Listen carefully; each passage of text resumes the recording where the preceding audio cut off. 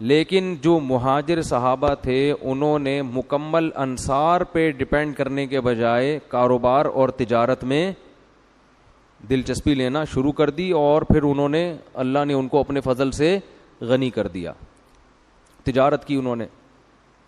لیکن بہرحال مسلمان معاشی لحاظ سے بہت کمزور تھے. تو 2 ہجری میں آپ صلی اللہ علیہ وسلم کو علم ہوا کہ شام سے ایک قافلہ ساحل سمندر کے راستے سے ہوتا ہوا مکہ جا رہا ہے, یہ تجارتی قافلہ ہے. تو کوئی ایگریمنٹ تو تھا نہیں, کیونکہ جب بارڈر الگ ہوتا ہے نا تو آپ بغیر پاسپورٹ ویزے کے جب کسی دوسرے کے بارڈر میں جاتے ہو تو دوسرے ملک کے لیے آپ کا قتل جائز ہوتا ہے. یعنی آپ کس بیس پہ آ جاؤ بھائی ہمارے کنٹری میں, آج بھی ایسا ہی ہوتا ہے. بارڈر پہ اگر کوئی انلیگل جائے تو ہر ملک کی آرمی کو یہ رائٹ ہوتا ہے کہ وہ اس کو مار دے, اور لوگ مرتے رہتے ہیں, اخباروں میں خبریں آتی ہیں وہ انلیگل ایران کے بارڈر میں داخل ہوا, اس کو مار دیا, وہ فرانس جا رہا تھا ادھر مار دیا. بارڈر کراس کرنے کی کسی کو اجازت نہیں ہے.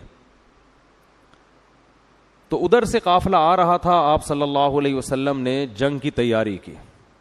ہمارے نبی کی جو علامتیں پچھلی کتابوں میں لکھی ہیں نا, آخری نبی, نبی الملاحم, گھمسان کی جنگوں والا نبی, کیا خاندانی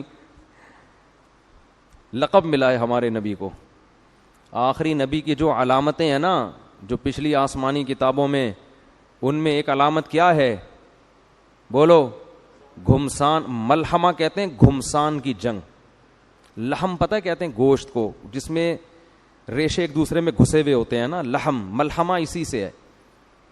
تو ہمارے نبی کی ایک علامت کیا ہے, گھمسان کی جنگ, کیونکہ آخری نبی ہے نا, ٹائم کم ہے, ذمہ داری زیادہ. قیامت تک آنے والے آخری انسان تک کے بھی آپ نبی ہیں. نوح علیہ السلام کو ٹائم بہت دیا گیا, 950 سال, ٹائم بہت زیادہ دیا گیا, مگر ذمہ داری اتنی زیادہ نہیں دی گئی, اور آخری نبی نہیں بنایا گیا. حضرت موسیٰ علیہ السلام کو بہت ٹائم دیا گیا. ہمارے نبی کے پاس ٹائم نبوت کے بعد صرف 23 سال, اور کام کیا ہے, 23 سال کے اندر اس دین کو دنیا میں غالب کر کے جانا ہے. ایسا چھوڑ کے جانا ہے کہ قیامت تک یہ دین دنیا میں قائم رہے. جیسے آج بھی 1400 سال گزر گئے, دین اسی طرح سے آج بھی دنیا میں قائم ہے. آپ دیکھو نا, رمضان آتا ہے پوری دنیا میں ایک ہلچل مچ جاتی ہے. عیسائیوں کے روزے بھی فرض ہوئے تھے, کو پتہ چلتا ہے کب آئے کب گئے ہیں بھائی. یہودیوں کا پتہ چلتا ہے, 2-4 ان کے پتہ چلتا ہوگا, ہمیں تو نہیں پتہ چلتا.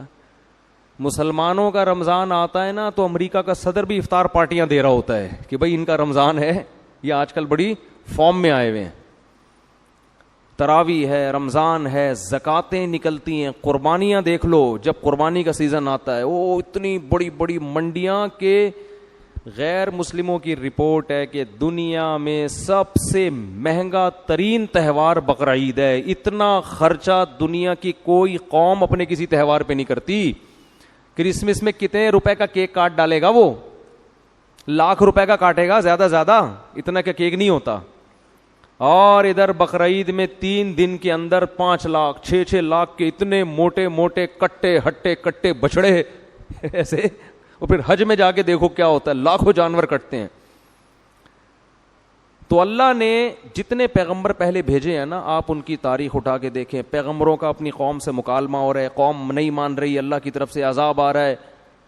بہت ستایا گیا پیغمبروں کو. ہمارے نبی کو 13 سال ستایا گیا.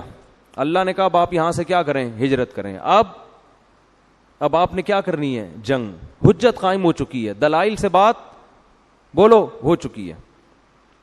اب مدینہ میں آپ کی ریاست قائم ہوگی, کیونکہ جہاد کے لیے نا ایک ریاست اور اسٹیٹ کا ہونا ضروری ہے. بغیر اسٹیٹ کے جب جہاد ہوتا ہے ہر آدمی اخپل طریقے سے پھٹ رہا ہوتا ہے جا کے, اس میں پتہ ہی نہیں ہوتا صحیح کون ہے غلط کون ہے, فسادی ہے.